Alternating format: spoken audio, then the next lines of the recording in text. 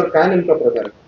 Ambernath police स्टेशनला काल एक गुन्हा दाखल झालेला आहे. एक अल्पवयीन मुलगी सार्वजनिक शौचालयामध्ये प्रतिनिधीसाठी गेली असता त्या ठिकाणी असणारा आरोपी जो आहे कांबळे नावाचा संतोष आनंदराव कांबळे वय 35 वर्ष याने त्या मुलीचा तिला एक फिल्म दाखवली, जवळ घेतलं, तिला तिचा विनयभंग केला.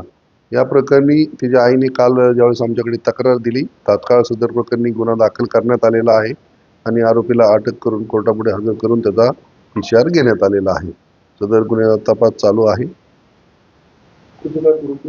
नाही, गुन्हा वगैरे काही दाखल नाही.